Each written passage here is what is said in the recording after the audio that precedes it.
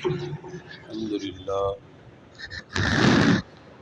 لله الذي وحده الصلاة والسلام على من لا نبي بعده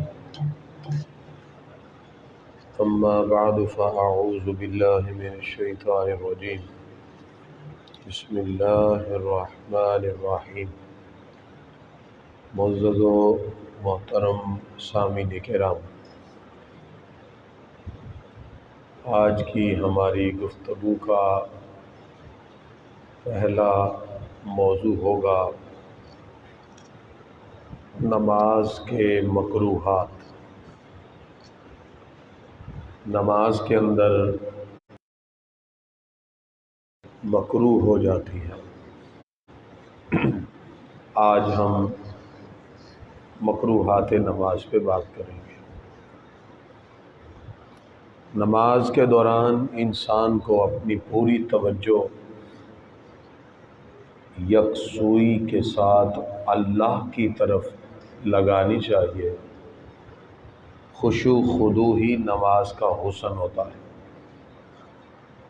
نماز کے دوران اپنے کپڑے یا اپنی داڑھی کے ساتھ یا بدن کے ساتھ کھیلنا نماز کو مکروہ کر دیتا ہے۔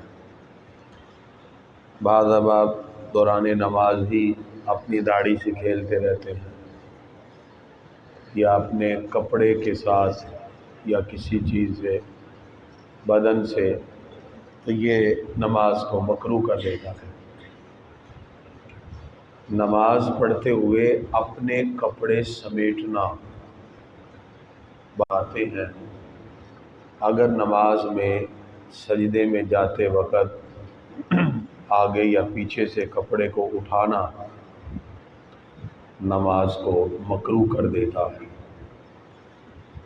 اسی طرح کپڑے کو ایسے لٹکانا کہ اس کے دونوں کنارے لٹک رہے ہوں، کوئی رومال یا کوئی چیز ایسے لٹکانا کہ ادھر بھی اور ادھر بھی، تو یہ بھی نماز کو مکروہ کر دیتا ہے۔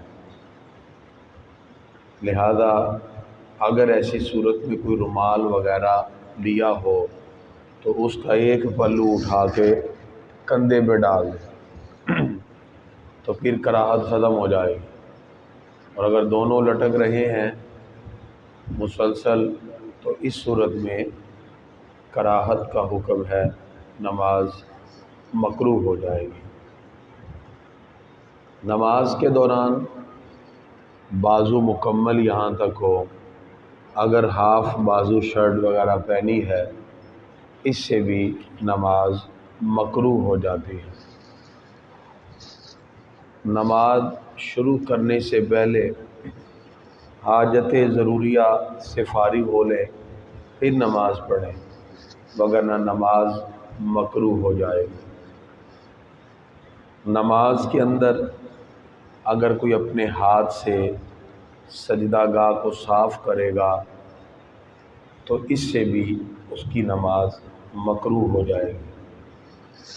نماز کے دوران اپنی انگلیوں کو چٹکانا، کینچی بنانا، یہ سب چیزیں غیر ضروری عمل میں سے ہیں، اس سے بھی نماز مکروہ ہو جائے گی۔ نماز کے دوران اگر کوئی اپنی کمر پہ ہاتھ رکھ لیتا ہے، یہ بھی ایک بے جا عمل ہے، اس سے بھی نماز مکروہ ہو جاتی ہے۔ نماز کے دوران اگر کوئی شخص اپنا چہرہ دائیں بائیں پھیرتا ہے، نظریں گھماتا ہے دوران نماز، تو اس سے بھی نماز مکروہ ہو جائے گی۔ نماز پڑھتے ہوئے اگر کوئی شخص، عموماً سردیوں میں لوگ چادر وغیرہ لے کے اپنے گرد لپیٹ لیتے ہیں کہ ہاتھ اندر ہوتے ہیں اور چادر لپیٹی ہوئی ہے، اس سے بھی نماز مکروہ ہو جائے گی۔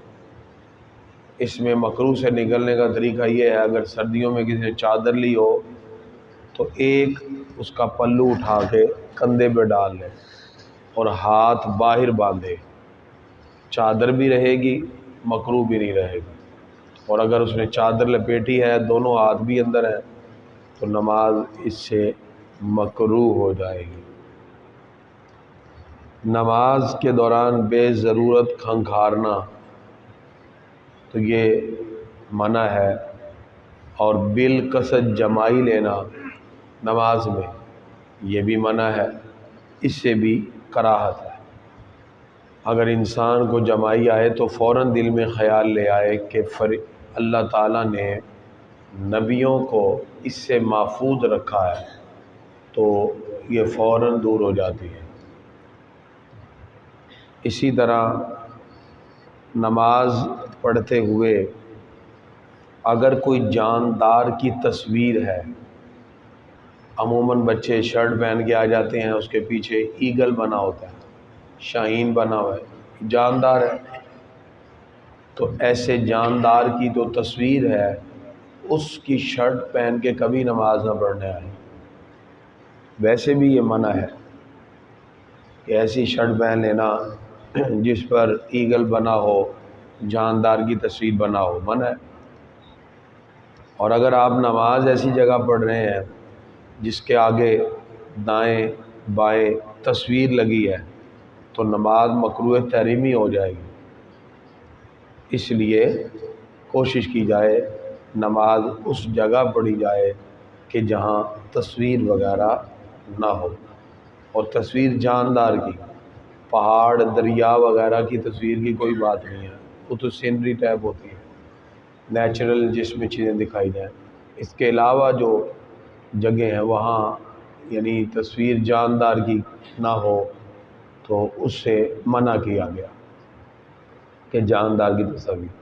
آج کل محافل وغیرہ میں بھی جو اشتہار چھپتے ہیں اس میں تصاویر ہوتی ہیں، بعض وہ تصویر والے اشتہار لا کے مسجد میں لگا دیتے ہیں، مسجد میں تو لوگ نماز پڑھنے آتے ہیں، تو جاندار کی تصویر ہوگی تو ایسی صورت میں پھر نماز مکروہ ہو جائے گی۔ تصویر والا کپڑا ویسے بھی پہننا فقہا نے منع کیا ہے، اور جاندار کی تصویر اگر لگی ہو تو گھر میں رحمت کے فرشتے نہیں آتے۔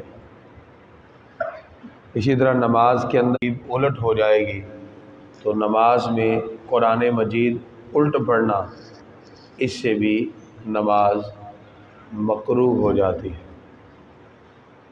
اسی واجب کو چھوڑ دینا اور پھر وہ ادا نہ کیا، جیسے بعض لوگ رکوع میں گئے، رکوع کے بعد قومہ ہے، کھڑے ہوئے بغیر تھوڑا سا اوپر ہوئے اللہ اکبر، ساتھ ہی سجدے میں چلے، تو نماز مکروہ ہے ان کی، کیونکہ انہوں نے واجب چھوڑ دیا،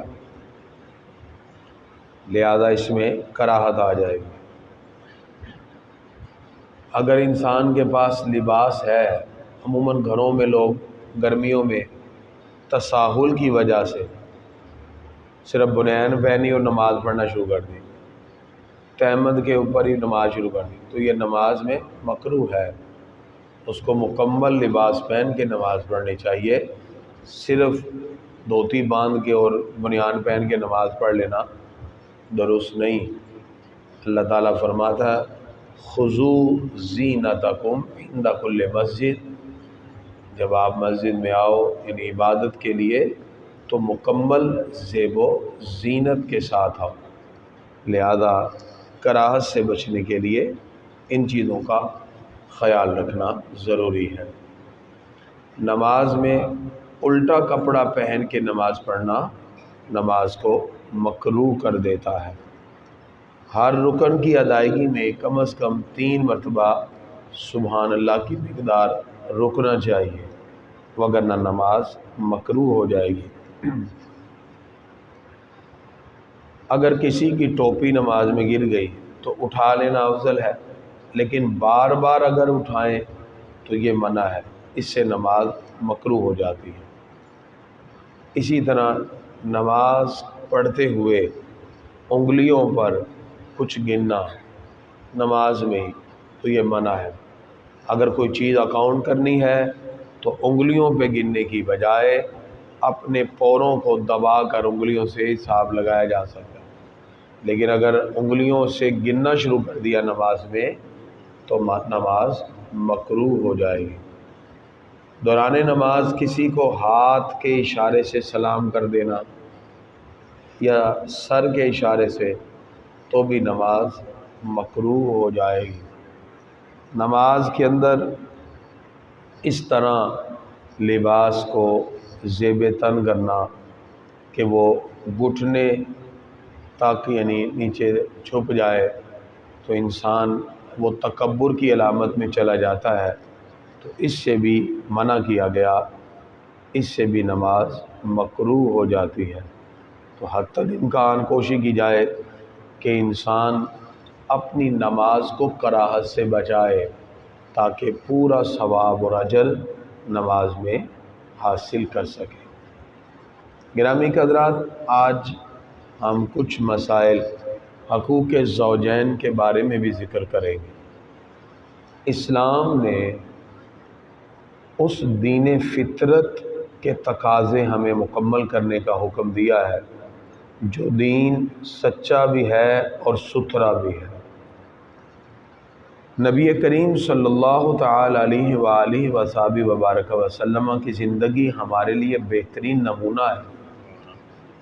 آپ صلی اللہ علیہ وسلم نے ایک گھر اور فیملی سے لے کر ایک معاشرے کی اقدار اور اس میں رہنے والے افراد، ان تمام کے حوالے سے حقوق ہمارے سامنے بیان فرمائے ہیں۔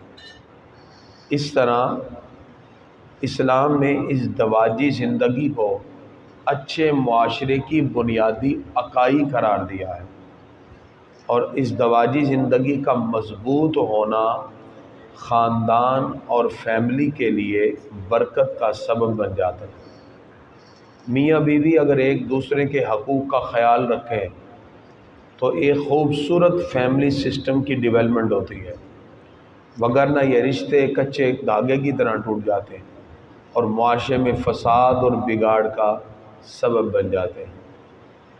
اسلام نے شوہر کے حقوق کی فہرست رکھی تو وہاں شوہر کے فرائض بھی رکھے، بیوی کے حقوق کی فہرست رکھی تو بیوی کے فرائض بھی رکھے۔ تو گویا کہ میاں بیوی دونوں کے لیے اسلام نے حقوق و فرائض کا خوبصورت تصور دیا۔ آج گھروں میں ہونے والی ناچاکیوں میں یا بڑھتی ہوئی طلاق کی شرح میں جب اس کا انالیسس کریں تو میاں بیوی دونوں میں سے ہر ایک کا کہنا ہوتا ہے کہ میرے حقوق مجھے نہیں مل رہے۔ آپ کو حقوق نہیں مل رہے تو آپ اپنے فرائض پورے کر رہے ہیں۔ ہم میں سے ہر بندہ چاہتا ہے کہ ہمیں ہمارا حق ملے، لیکن ہم اپنے فرائض پورے نہیں کرتے۔ اسلام وہ خوبصورت دین ہے جو ہمیں ہیومن رائٹس میں ہمیں رائٹس اینڈ رسپانسبلٹیز کا حکم دیتا ہے، حقوق و فرائض کا حکم دیتا ہے۔ رائٹس کی تکمیل بھی ہو، رسپانسبلٹیز کی بھی تکمیل ہو۔ اسی طرح میاں بیوی کا جو رشتہ ہے وہ حقوق و فرائض کے ساتھ ہی مکمل ہو سکتا ہے۔ گرامی حضرات، اگر ہم شوہر کی عظمت کی بات کریں تو اسلام نے شوہر کو گھر کی حاکمیت عطا کی۔ الرجال قوامون علی النساء، عورت کو گھر کا سربراہ، مرد کو گھر کا سربراہ مقرر کیا، عورت کو مرد کے انڈر رہتے ہوئے زندگی گزارنے کے بارے میں اصول عطا کیا۔ اب مرد اگرچہ حاکم ہے لیکن ڈکٹیٹرشپ نہیں ہے، مرد کو حاکمیت عطا کی تو گھر کے سرپرست ہونے کے اعتبار سے خاندان ایک مشفق اور مربی سرپرست کی سرپرستی کے اندر صاحبان کا اثر محسوس کرتا ہے، اور پھر اس طرح اس کی زندگی کے اندر ایک حسن اور خوشنمائی کے راستے واضح ہو جاتے ہیں۔ نبی کریم صلی اللہ علیہ وسلم ایک مرتبہ حج کے موقع پر حضرت صفیہ ام المومنین رضی اللہ تعالیٰ عنہ، جن کا اونٹ راستے میں بیٹھ گیا، کارواں سے پیچھے ہو گئیں، وہ رونے لگ گئیں۔ آقا علیہ الصلوۃ والسلام انہیں خاموش کروا رہے تھے، اور نبی کریم صلی اللہ تعالی علیہ وسلم نے اپنی زندگی کے اندر میاں بیوی کے حقوق کو عملی طور پر ذکر فرمایا۔ اللہ تعالیٰ قرآن مجید میں ارشاد فرماتا ہے ہن لباس لکم وانتم لباس لہن، عورتیں تمہارے لیے لباس ہیں اور تم ان کے لیے لباس ہو۔ اسلام نے آپس میں میاں بیوی کے لیے وراثت کا نظام رکھا اور اس کے ساتھ ساتھ پسند اور ناپسند کے حوالے سے بھی اچھے احکام ذکر کیے۔ پروردگار فرماتا ہے وعاشروہن بالمعروف، اپنی ازواج کے ساتھ اچھے طرح رہو۔ حدیث میں ہے تم میں بہترین وہ ہے جو اپنے گھر والوں کے ساتھ اچھا ہے، باہر انسان جتنا بھی اپنے آپ کو اچھا کہے۔ نبی کریم صلی اللہ علیہ وسلم حضرت عائشہ صدیقہ سے فرماتے ہیں کہ جب تم ناراض ہوتی ہو مجھے پتہ چل جاتا ہے، جب نہیں ناراض ہوتی جب بھی۔ کہا کیسے؟ فرمایا جب تم ناراض ہوتی ہو تو کہتی ہو لا و رب ابراہیم، مجھے ابراہیم کے رب کی قسم، اور جب ناراض نہیں ہوتی تو کہتی ہو لا و رب محمد، مجھے محمد کے رب کی قسم۔ اس کا مطلب مزاج شناسی بھی میاں بیوی کے درمیان ہونی چاہیے۔ گرامی حضرات، آج کی اس گفتگو میں جو چیز واضح طور پر ہمیں معلوم ہوئی، اسلام نے ہمیں رشتوں کے تقدس کی بات کی اور خاندانی سسٹم میں اس رشتے کے تقدس میں میاں بیوی کے حقوق کو خیال رکھنے کا اسلام نے درس دیا ہے۔